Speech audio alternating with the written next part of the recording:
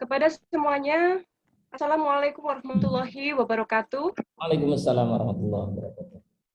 Alhamdulillah wa syukurillah, wala haula wala quwata illa billah, amma ba'du.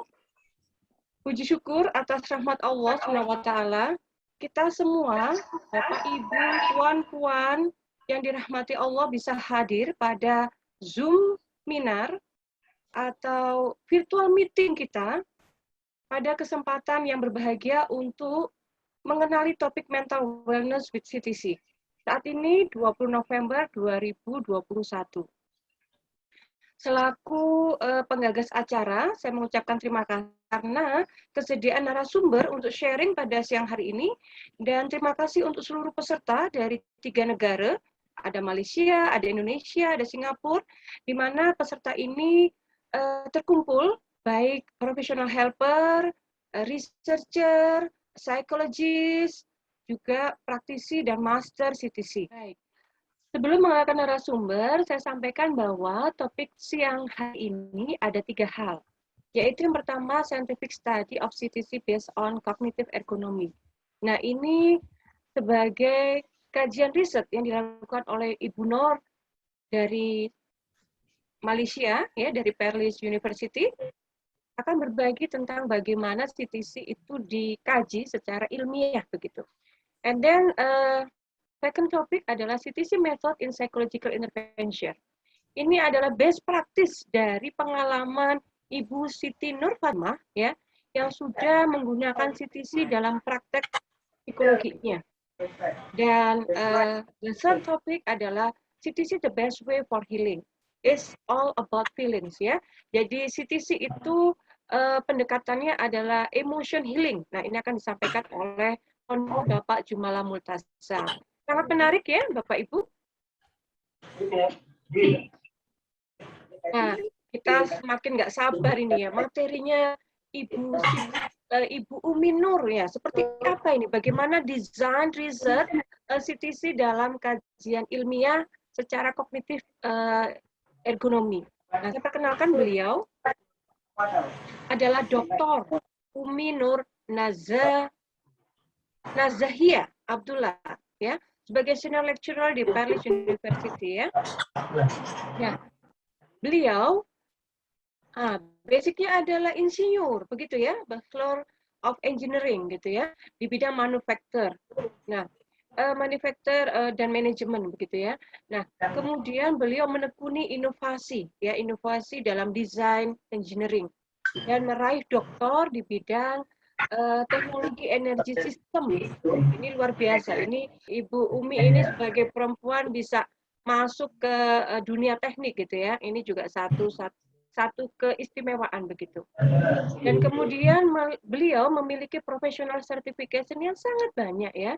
Mulai dari bidang HRD begitu ya. HRD itu Human Resource Development kah?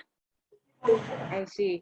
Lalu di bidang ergonomi, risk assessment, kemudian di bidang neurolinguistic programming, wah, beliau juga menjadi praktisi NLP, trainer ya, di bidang NLP, kemudian menekuni terapi ya. Jadi selain sebagai engineering, beliau juga menekuni terapi, ya, NLP, dan yang terakhir adalah CTC. Nah, di bidang Master Practitioner CTC ini beliau, CTC adalah Creative Trauma Cleansing, akan dijelaskan oleh beliau juga, bagaimana ini bisa dikaji secara empiris, begitu Bu ya, secara saintifik dan empiris. Nah, beliau akan memaparkan dalam waktu 30 menit, dan kemudian 15 menit kita bisa tanya jawab. Ya, kita kasih emoticon ya, karena keistimewaan beliau membuat forum ini juga istimewa ya, karena ini satu terobosan baru, satu inisiasi baru ya, yang akan menjadi kabar gembira bahwa CTC ini ilmiah dan mengikuti kaidah riset ya, yang dipercayakan oleh Ibu Umi di Malaysia. Silakan Bu Umi, saya beri kesempatan. Terima kasih Bu Sofi. Terima kasih. Saya menunggu kesempatan ini dan alhamdulillah akhirnya kesempatan ini terlaksana juga di petang ini. Alhamdulillah. Selamat siang dan assalamualaikum kepada sahabat-sahabat psikolog. Saya sebenarnya tak tahu apa itu psikolog. Tetapi bila berteman dengan rakan-rakan Indonesia, saya tahu psikolog itu psikologis. Kita sebut professional helper saja Bu, atau people helper. Lebih People umum. helper. Lebih umum. Iya, begitu kan. Dan juga teman-teman daripada Singapura. Sebenarnya ini adalah satu pertemuan satu Nusantara gitu Pak Dimala kan? Iya, betul. Satu Nusantara ini. Satu Nusantara dan I wish that this platform will be go to the international level. Amin, amin, amin, amin. Amin. Apa yang saya maksudkan? Insyaallah, insyaallah. Ya, apa yang saya maksudkan adalah daripada pertemuan di Nusantara kita pergi kepada pertemuan di pentas dunia bersama-sama dengan Amin, insyaallah. penyidik di barat gitu. Ya, pintu salah satu pintunya risetnya Dr. Umi. Ya, betul, benar. Saya setuju sekali Pak Jom, saya setuju sekali. Kerana itu adalah amat penting untuk kita sebagai practitioner dan juga pengamal ilmiah di dalam bidang ini untuk kita melakukan satu penyelidikan paling minimum supaya kita boleh membawa produk, ini saya katakan produk daripada Asia ke atas dunia begitu. Amin. Selama ini kita menggunakan satu produk daripada western, daripada barat kan Pak Jo. Kali ini kita mahu ketengahkan produk daripada Nusantara, iaitu orang-orang kita, dari orang kita kepada orang kita dan juga kepada satu dunia. Setuju. Baik, saya ada 15 ke 20-30 minit saja. Jadi saya share dulu saya punya presentasi slide. Okey. Bisa nampak ya? Nampak. Okey, kalau Malaysia kita tanya boleh nampak? Oh, begitu. Alright. Ini adalah bukan tajuk ilmiahnya. Ini adalah tajuk untuk awam, public title. Tetapi untuk tajuk ilmiahnya dia tajuk ilmiah akan menjadi very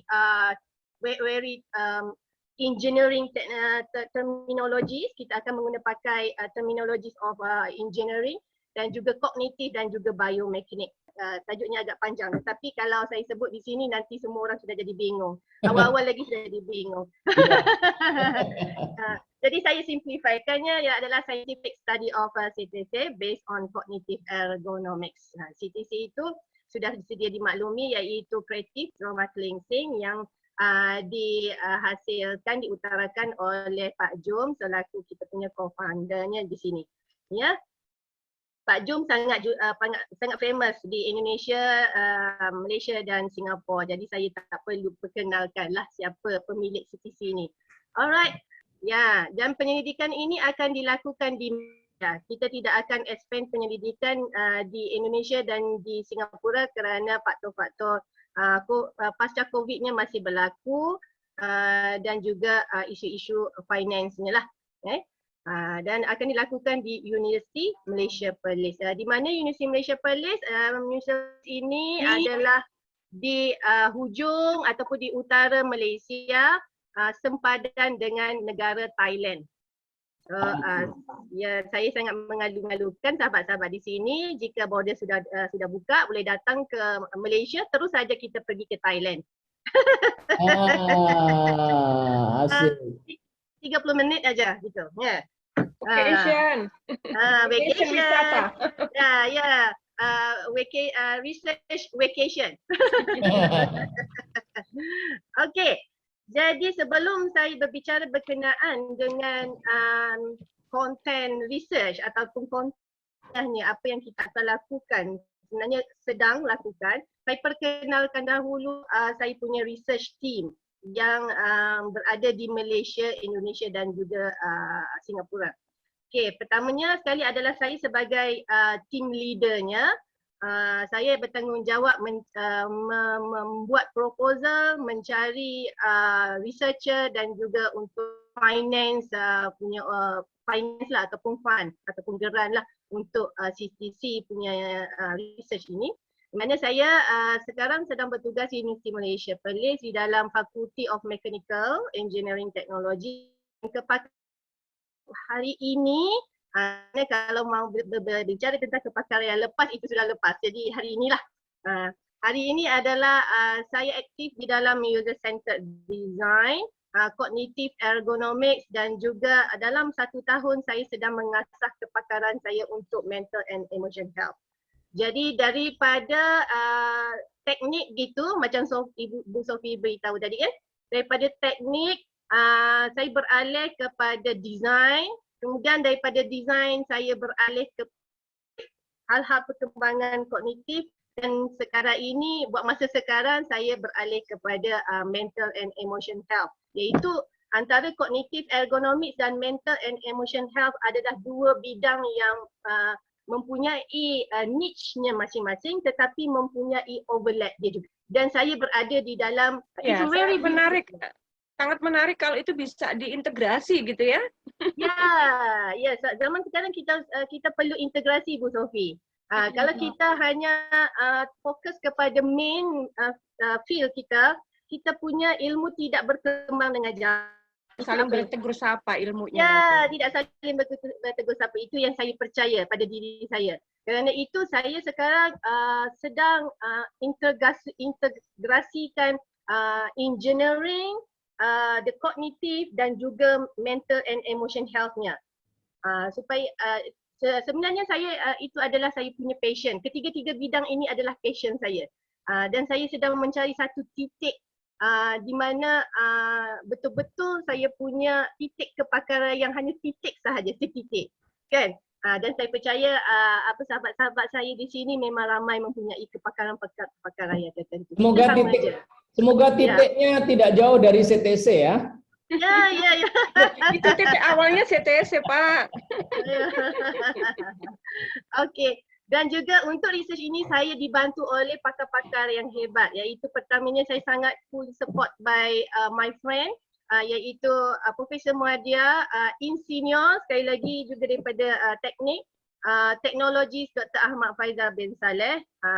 Dia tidak dapat bersama dengan kita hari ini kerana ada event yang lain. Dia merupakan leader of Sports Engineering Research Center, tetapi sebenarnya Sport Engineering Research Center ini juga melakukan penyelidikan tentang hal-hal biomechanics. Dan bila kita bercakap berkenaan dengan biomechanics, dia juga ada elemen kognitif dan juga emotion. So kepakaran Profesor Faizal ini adalah dalam biomechanical engineering. Okay. Dan kita of course kita ada Pak Jum kita sebagai penasihat utama untuk bidang ini, dan kita tidak boleh mengenepikan Pak Jum. Sama sekali tidak boleh mengenepikan kerana hanya Pak Jum saja yang tahu CTC ini di mana salahnya, di mana betulnya dari segi praktisnya. Dan ini sangat penting di dalam penyelidikan kerana kita tidak mahu membuat penyelidikan yang salah. Jika praktis yang dilakukan di dalam investigasi atau eksperimen itu salah, maka kita akan mendapat result yang salah dan data interpretation kita juga akan disalah. Jadi itu jadi satu pembaziran. Jadi saya sangat berbesar hati kerana Pak Jum memberi izin kepada saya dan rakan-rakan di Malaysia untuk membuat investigasi ini. Kalau Pak Jum tidak mengizinkan, jadi saya tidak boleh meneruskan niat saya. Walau sebagaimana positifnya pandangan saya terhadap kerja ini, tapi kalau Pak Jum tidak menyokong saya 100%, saya tidak boleh melaksanakan. So Pak Jum, ya insyaAllah jadi 100%. Setakat ini hari ini alhamdulillah kami mendapat sokongan 100% daripada Pak Jum. Right? Dan kemudian kita juga di Malaysia untuk mentor yang kita refer berkenaan dengan CTC juga adalah terapis Mustaqim Asmuji, atau saya kenali dia Cik Kim. Cik Kim ada di sini tengah memandu. Ada beliau hadir kah? Tapi saya memandu, mendengar sambil memandu. Okey. Semangat tu. Ada hal yang lain tetapi pada waktu yang sama telinga mendengar. Dan Cik Kim adalah orang yang bertanggungjawab memperkenalkan saya dalam bidang mental and emotion health. Cik Kim lah orangnya. Dan sehingga sekarang Cik Kim banyak membantu saya dari segi mendalami ilmu mental and emotion health di Malaysia lah. Right? Dan seterusnya kita juga ada ini juga salah seorang figur yang sangat terkenal di Indonesia, Haji Mohsin. Haji Mohsin Badrun, dia adalah Singapore chapter dan tanggungjawab Haji Mohsin adalah untuk train kami punya main researcher. Kerana kami bukan kami yang akan melakukan eksperimentasi di dalam makmal. Kita akan hire seorang researcher, dan researcher itu wajib untuk lulus CTC master trainer in order untuk dia melakukan eksperimentasi yang betul. So tugas Haji Mohsin adalah untuk train researcher ini sehingga menjadi master trainer. So begitulah. Dan akhir sekali saya memperkenalkan, inilah kita punya main researcher kita yang saya angkat Syapelin sebagai student master di bawah penyelidikan saya. So saya adalah main supervisor dan Profesor Dr. Faizal sebagai co-supervisornya. So alhamdulillah sebenarnya Pak Jom, perjalanan untuk research CTC ini sangat lancar. Saya boleh katakan sangat lancar. Alhamdulillah. Sebab kita tidak sampai setahun hala 7. Bukan Pak Jom, kita baru bertemu dalam tahun ini. So, kita ada saudara Azim Fitri Muhammad sebagai master student saya untuk melakukan investigasi ataupun research untuk hal CTC inilah. Dan kita alhamdulillah sangat beruntung kerana saudara Azim ini bidangnya semasa mempunyai berkenaan dengan cognitive science dan juga artificial intelligence. Dan di dalam kepala saya sebenarnya saya sudah ada satu future plan untuk membawa hasil dapatan penyelidikan CTC ini ke arah artificial intelligence-nya. Yes. So begitu. Jadi kita akan saya akan melihat di manakah peluang dan juga potensi CTC ini untuk kita menuju artificial intelligence. Begitulah Pak Jom.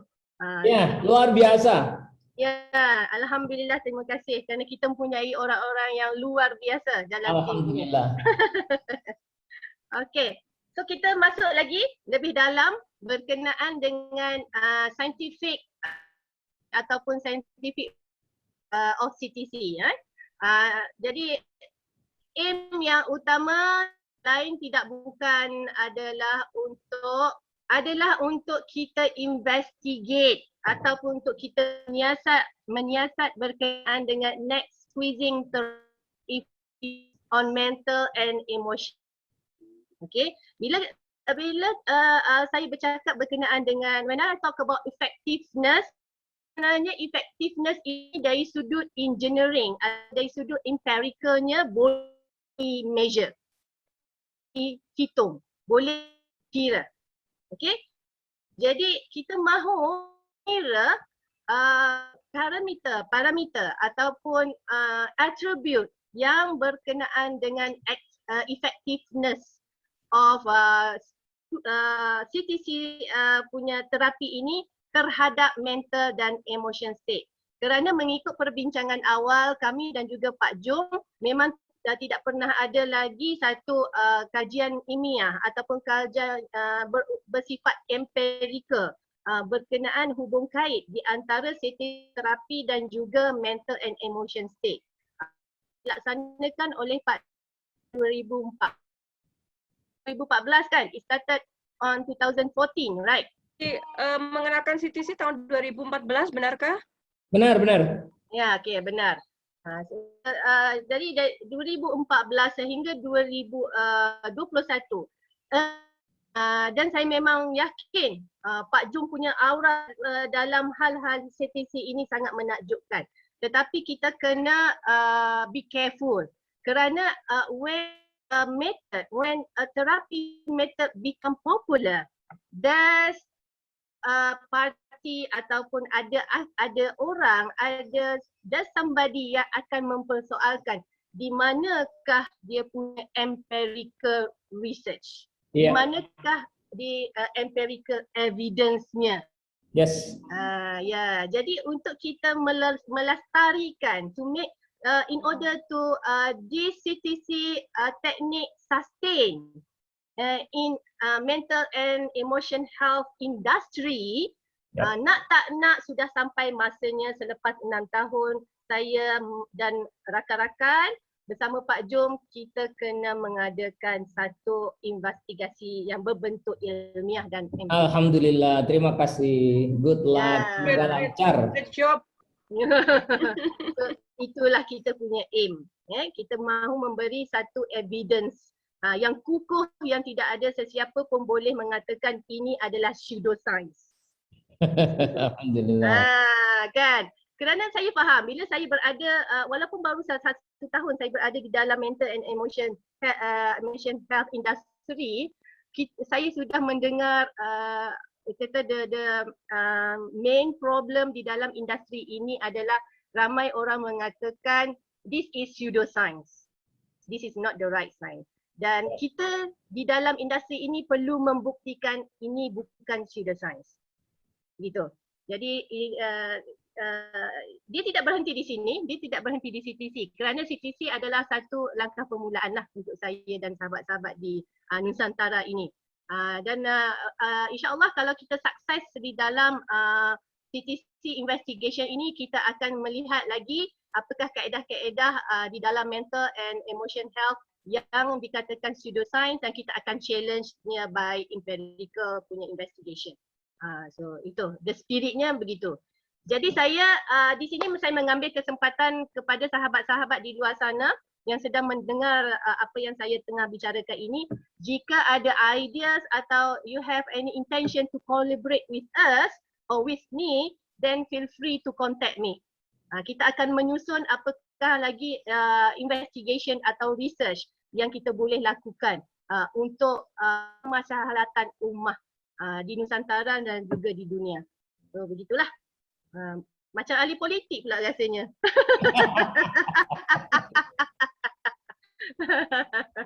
Aduh, right.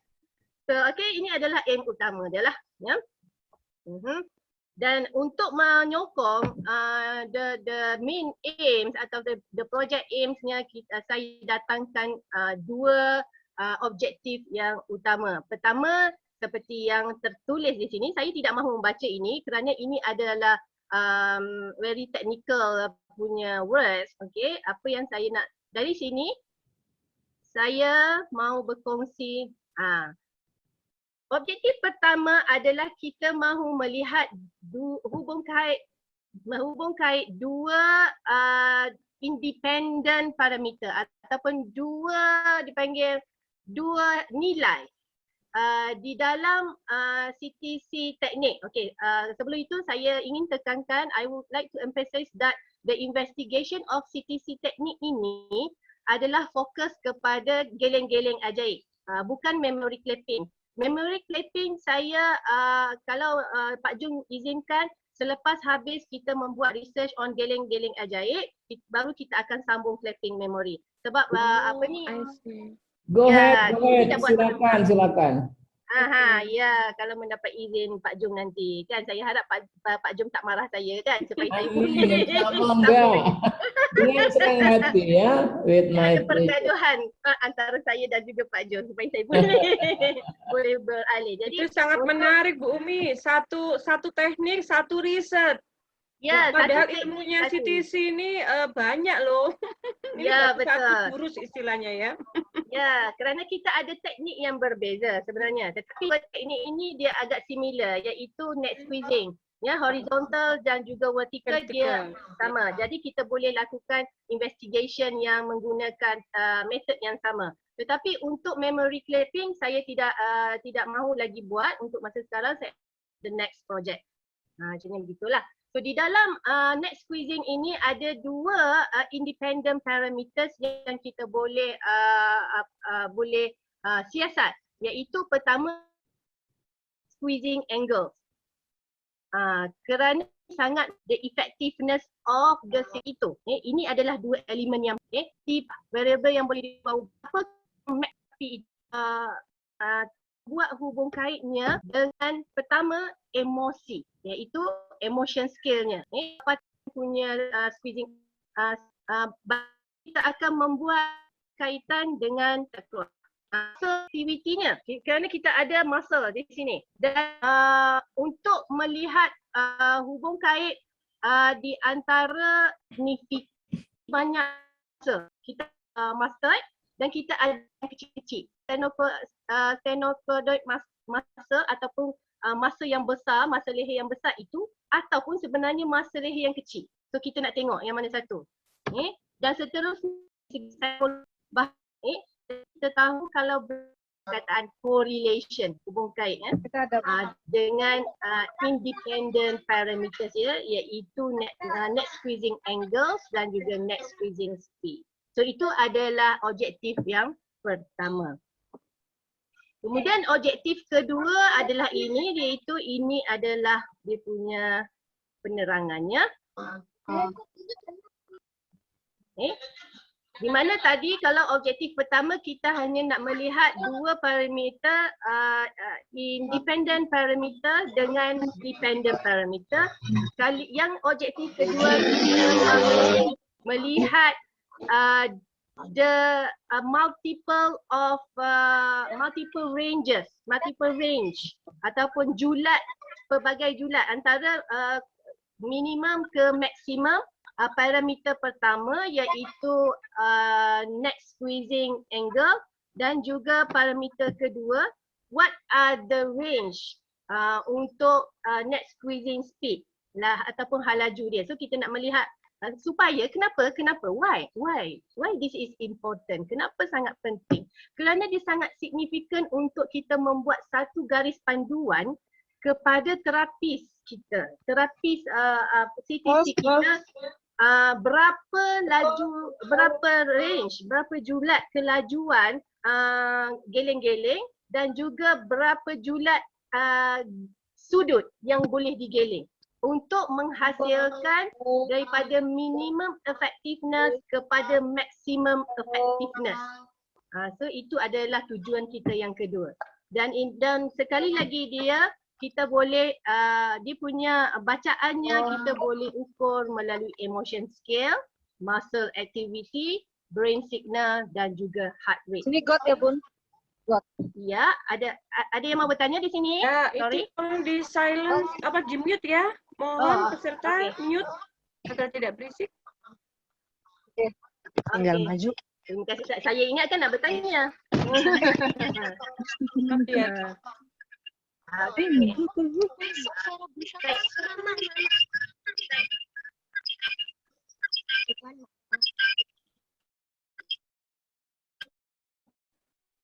Okay. So sehingga ini ada apa-apa pertanyaan? Belum nanti saya simpan pertanyaan tu di hujung. Okey, lanjut Bu Umi. Okey, terima kasih Bu Sofi. Okey, lanjut ya lagi. Alright. Dan akhirnya kita melihat akan melihat hubung kait secara keseluruhannya ataupun dipanggil the correlation effect-nya. Okey. Begitu. The correlation effect-nya kita akan melihat at the end of this investigation-nya. Pertama, of course, kita akan mendapat maklumat apakah muscle di leher yang terlibat di dalam menghasilkan satu mental and emotion state apabila kita melakukan CTC practice, iaitu adakah muscle sternocleidomastoid mastoid ini, yang ini kan, yang saya cakap sebelum ni, yang kita panggil satu muscle yang besar di leher kita, ataupun kita ada juga muscle yang kecil di sini macam scalene, trapezium, inferior belly of omohyoid, platysm dan sebagainya. Untuk pengetahuan, saya bukan doktor medical, tetapi in order untuk saya memahami CTC punya investigasi, saya perlu membuat bacaan dalam bidang medical. Dan sekali lagi, tanpa saya sedar, hari ini baru sedar, tiba-tiba saya tersedar yang saya pergi ke arah medical sedikit. Kerana saya perlu memahami ni semua. Apakah nama bagi muscle di leher yang besar, apakah lagi nama-nama bagi muscle yang kecil, dan apakah fungsi-fungsi dia, di manakah perbezaan fungsi antara muscle, apakah persamaan muscle-nya, dan saya dan juga tim perlu memahami ini dan kita pergi sedikit ke arah medical. That's a very beautiful eksperimen research sebenarnya bila kita bercakap pasal research CTC. Kerana dia melibatkan multidisciplinary. Ada engineeringnya, ada kognitifnya, ada psikologisnya, ada Anatomi, Bu. medicalnya. Anatomi. Alhamdulillah. Yep. Anatomi. Ada anatomi. Ya, ada anatomi. Ada anatominya gitu kan. Dan kita kerana kenapa saya perlu wajib untuk bagi saya mengetahui ini, kerana di dalam objektif kedua saya ada dua hipotesis yang saya cuba untuk menyanggah hipotesis yang pertama, iaitu hipotesis pertama adalah saya mahu menyanggah bahawa CTC ini adalah pseudoscience yang tidak memberi, apabila melakukan teknik CTC dia tidak memberi apa-apa impact kepada mental dan mental and emotion punya state. Jadi saya punya alternatif hipotesis saya adalah saya nak menjawab yes, dia ada correlation effect. That is why saya perlu melakukan investigasi ini dan saya ingin kena melihat, kena membuat kajian literature review, apakah perkaitan di antara sternocleidomastoid dengan trigeminal nerve di sini, trigeminal nerve ya. Apa saya tak boleh dan kerana di dalam trigeminal nerve ni, kalau perasan yang ini this is just ilustrasi, not the right diagram dia, just ilustrasi. Okay. Kerana di antara sternocleidomastoid ini adanya spinal nucleus ni, ataupun kita selalu cakap saraf tunjang. Okay. Dan saya perlu mengkaji adakah pergerakan sternocleidomastoid ni, ataupun kita kata neck muscle lah, adakah pergerakan neck muscle ini dia akan mempengaruhi gelombang ataupun nukleus ataupun maklumat elektron, yang kita kata elektron dihantar di dalam spinal nucleus ni, dan dia adakah dia mengganggu proses di dalam amigdala, di mana di amigdala ini kalau melihat ilustrasinya adalah part of our brain. It's very small. Dia sangat kecil, dia hanyalah sebesar ibu jari sahaja. Tetapi amigdala ini sangat hebat kerana dia menyimpan segala memori kita daripada seawal kita mempunyai ingatan 3 ke 4 tahun. Even some people mempunyai ingatan yang seawal itu lagi, kan? Sehinggalah kita hidup sekarang. Kalau saya umur 24 sekarang kan. Percaya tak saya umur 24, Ibu Sophie? Tapi kan nampak muda itu. Sehingga saya umur 24 ya hari ini. Terbalik. Dan segala memori itu tersimpan di dalam amigdala ini. Dan kita mahu mengunggah trauma-trauma yang berada di dalam amigdala. So itu adalah hipotesis saya yang kedua, iaitu kalau hipotesis asalnya adalah tidak ada perkaitan, saya ingin challenge, iaitu ada perkaitan. Begitu. Kan? So it's very beautiful research bagi saya lah. Dan itu saya cepat-cepat engage dengan Pak Jumalah untuk lakukan kajian ini. So dari Terima kasih. dari ilustrasi ini kita dapat memahami kan. Jadi pergerakan neck muscle dia sebenarnya mempengaruhi trigeminal nerve, di mana di dalam trigeminal nerve ini dia ada satu organ yang sangat special dipanggil amigdala. Di dalam amigdala ini menyimpan all of your memories, sama ada baik ataupun buruk. Dan dengan menggunakan CTC kita mahu membuang ataupun reduce, kita mahu mengeluarkan the bad memory, unwanted emotion. Kerana emosi dan juga amigdala juga mempunyai hubung kaitnya yang tersendiri. Kalau kita mendalami kajian-kajian psikologi, kita akan jumpa banyak kajian yang menceritakan berkenaan dengan how the amygdala functions to control, not to control, to as orang kata sebagai satu black box yang menyimpan segala emosi dan juga memori seorang tubuh badan manusia itu. Okay? Jadi begitulah. Bu Umi, excuse me, Ya, saya. kurang 5 minutes. Can Ya, you- okey. Sudah mau habis. Okay. Semangat, itu saya kata Bu Sufi. Saya kalau bercakap 2 jam saya saja. Maunya begitu, nanti tak buatkan forum lagi. Ya, nanti ada forum khusus. Baru khusus sudah. Jadi saya percepatkan. Jadinya ini adalah beberapa literature studies yang saya dan tim sedang lakukan. Dan kalau perasan di sini banyak sudah ada kajian yang berkenaan dengan amygdala connection with the jaw, with the tongue, with the larynx, and amygdala with the jaw movement, amygdala with the any part of the body lagi, the influence of the negative mood to the mental state. Tetapi saya dan tim masih lagi mencari ada tak previous research yang membicarakan berkenaan dengan amygdala function dan juga the muscle neck movement. Setakat ini belum lagi. Jadi kalau pencarian kami memang tidak ketemu dan this is the novel research. Semoga sukses. Ya, insyaAllah. Nah, novelty-nya tinggi nih. Ya, kami harap begitu ya, insyaAllah. Okay, dan right. Sedikit lagi 1 minit berkenaan dengan methodology. I will not explain in detail because I know you will not understand what will I telling you kan. It's just that saya cuma nak beritahu kita memang describing aja. Ya, this is the empirical experiments yang kita akan lakukan, di mana kita akan bermula dengan stress and MSD assessment. MSD is musculoskeletal disorder. Kerana kita dalam falsafah psikologi, mind and body is one.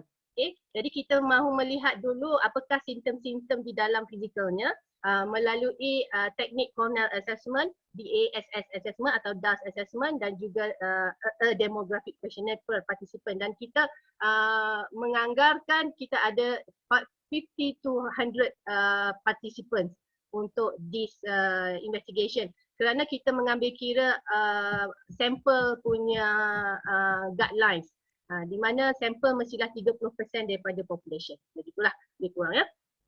Dan kemudian kita akan start selepas kita dah buat stress and MSD assessment dan kita filter out kita punya participant, kerana kita hanya mahu memilih participant yang mempunyai mental dan emotion punya disorder symptoms. Kita tidak mahu mengambil individu yang normal kerana kita tidak dapat melihat perbandingan yang besar untuk skala emosinya kan. Jadi kita akan memilih participant yang memang ada mental and emotion punya disorder. Right? Dan daripada situ kita akan membuat biomechanics investigation di mana kita akan menggunakan test motion caption, electromyography test, iaitu kita biasa panggil EMG dalam engineering. EMG ni adalah satu test yang kita nak mengukur aktiviti muscle, aktiviti otot di leher itu. Dan juga EEG test ataupun electroencephalogram test, iaitu kita mahu mengukur Allahumma salli ala Muhammad.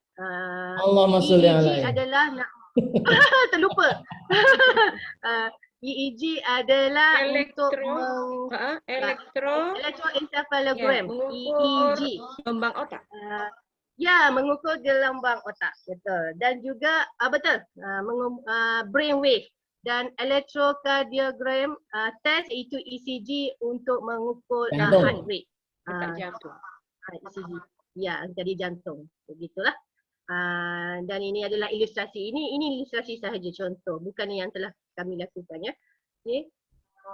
Dan akhir sekali untuk hipotesis, menyangkal hipotesis yang kedua ataupun objektif kedua itu kita daripada result of biomechanics investigation kita perkukuhkan lagi dan kita mencari correlation analysis menggunakan statistical analysis.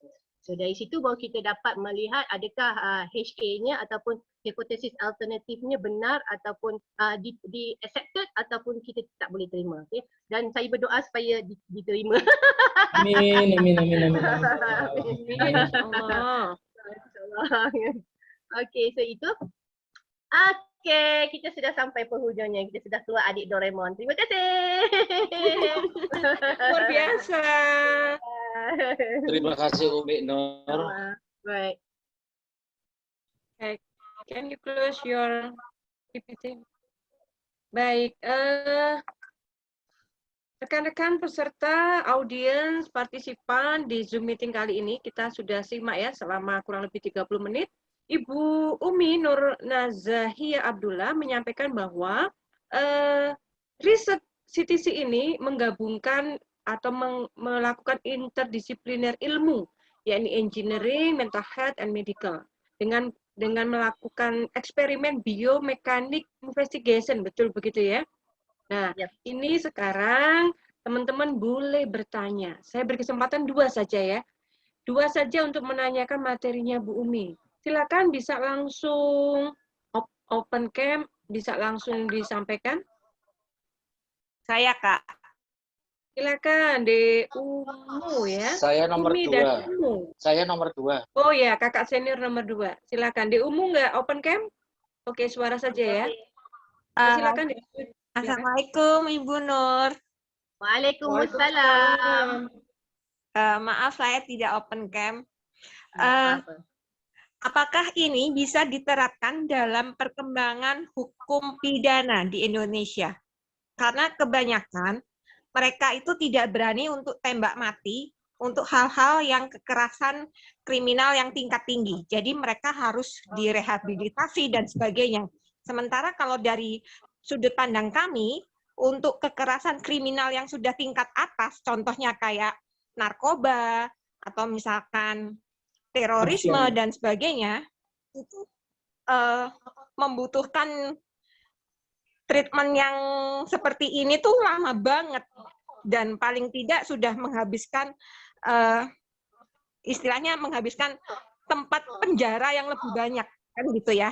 Jadi kayak narkoba, kemudian terorisme, kemudian apa namanya, kekerasan yang lain, contohnya kayak pembunuhan, kayak gitu ya, pemerkosaan, pedofilia, kemudian yang kekerasan yang tingkat tinggi ya. Untuk pertanyaannya, itu bisa diterapkan materi ini, teori ini ke dalam perlindungan hukum pidana yang ada di Indonesia. Baik. Jadi kontribusi kira-kira nih Bu Umi, kontribusi CTC dengan next squeezing ya, atau dengan memory clapping mungkin ya, itu bisa nggak memberi kontribusi pada pengurangan untuk dikritik ya, kasus pelaku. Bisa nggak ini diterapkan nih untuk treatment pelaku nih supaya nggak tambah bandel, nggak tambah jahat gitu.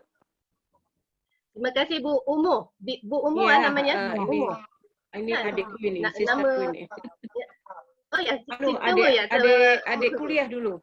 Dia law faculty, saya psychology faculty. Panggil terima kasih aja Ibu. Ya, panggil Umu saja. Ya, kita panggil saya Umi. Okay. So, begini, Umu. Right? A very good question, right? Bila kita bercakap berkenaan dengan high profile criminal, it just not izinkan saya Pak Jom, kerana Pak Jom lebih hebat lagi dari segi psikologi. Silakan. Yang belajar. Bila kita melibatkan the high profile criminal, saya tidak boleh memberi satu warranty di sini yang mengatakan CTC itu boleh mengubah tingkah laku the high criminal profile. Kerana saya sedang dalam kajian untuk membuktikan.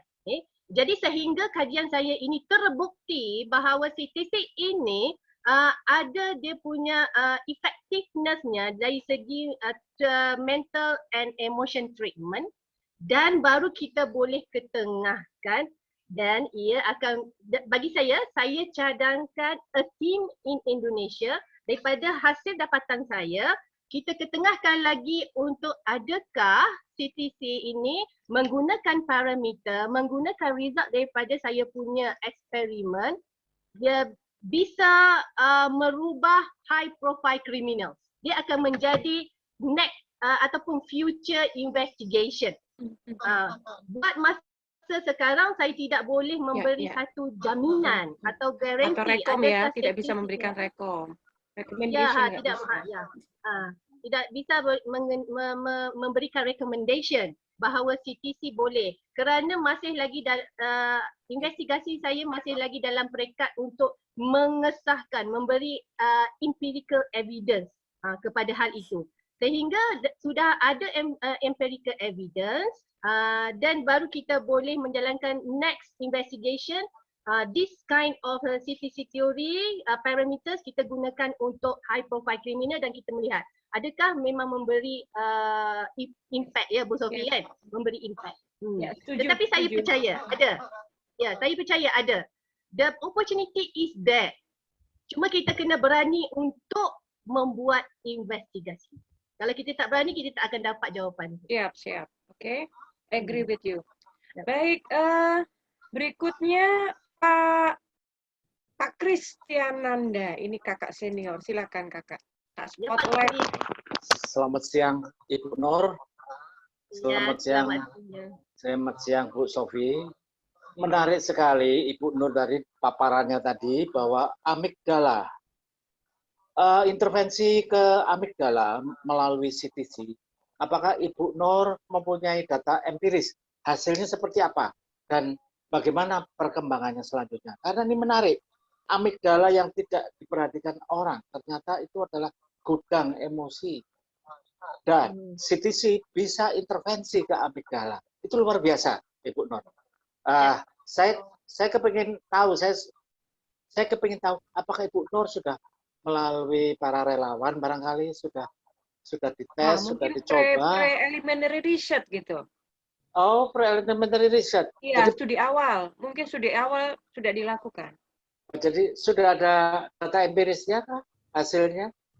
Walaupun preliminary? Preliminary research sehingga sekarang kita masih belum dapat mencari satu previous research yang mengaitkan antara amygdala function dengan dengan neck muscle. Squeezing. Next. Tetapi izinkan saya sekejap ya sebab saya terlupa dia punya nama. Sorry. Trigeminal itu kan muscle atau syaraf? Trigeminal itu saraf. Syaraf ya. Okey. Saraf. Steno saya panggil dia steno muscle. Steno muscle ataupun nama penuh dia sternocleidomastoid muscle ataupun kita panggil neck muscle sudah belum lagi dibuat kajian sehingga hari inilah saya masih lagi belum jumpa dengan artikel yang tepat. Tetapi ada beberapa artikel yang sudah melakukan kajian amygdala dengan jaw movement iaitu Yukihiko Yasui daripada Jepun. So dia sudah rapat tu. Jaw movement dengan leher tu sudah rapat gitu kan, nampak kan? Tetapi mungkin dia ada perbezaannya. Dan juga Marta Carlota dari institut, saya tidak perasan ini daripada luar negeri ya. Marta Carlota dan juga kawan-kawannya juga sudah membuat kajian berkenaan dengan nervous system dengan lidah dan juga ini Tenggorokan.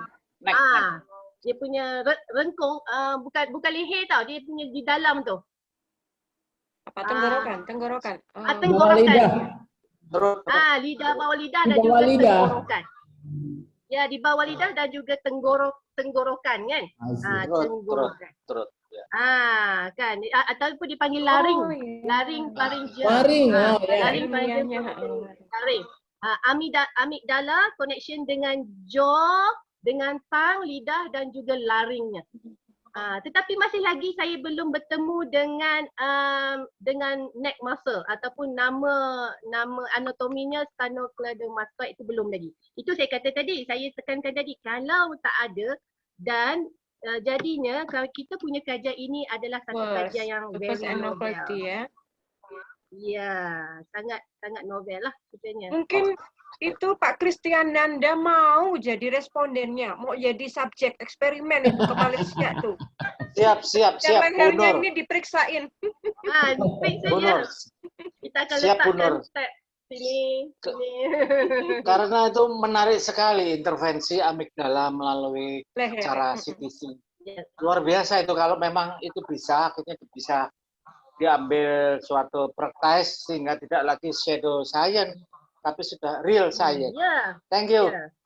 Ibu Nur. Terima Oke. kasih. Selamat siang. Terima kasih. Sebenarnya hanya 2 penanya ya, tapi tadi saya lihat ada satu yang raise hand karena ini sangat menarik ya. Eman kalau tidak disalurkan pertanyaannya. Bu Kurniawati tadi raise hand. Silakan Bu Kurnia, saya beri kesempatan. Terima kasih Pak Kristianda di Umu, Bu Kristianan, Bu Kris, saya baca tadi Bu Kris. Silakan Bu Kris mau langsung disampaikan. Oh Bu Kurnianti, maaf Bu Kurnianti. Bu Kurnianti ini si Umu. Bu Udah ya. Umu. Krisnya lagi terapi, Bu. Bu Sofi, Bu Krisnya nggak ada di rumah. Oke. Lagi terapi. Sorry. Saya yang gagal fokus, oke? Oke, baik. Untuk sesi pertama luar biasa ya. Istimewa sekali dari pemaparan materi sampai bagaimana ini menjadi novelty. Novelty itu satu kebaruan, teman-teman. Dalam bidang ilmu riset itu satu prestisius begitu ya, satu prestisius dan satu apresiasi gitu ya di bidang akademik. Baik, terima kasih Ibu Umi Nur Nazahia Abdullah, semoga manfaat dan dilancarkan semua Amin. Insya Allah, Amin ya prosesnya Bang. ya, begitu ya. Baik, alhamdulillah.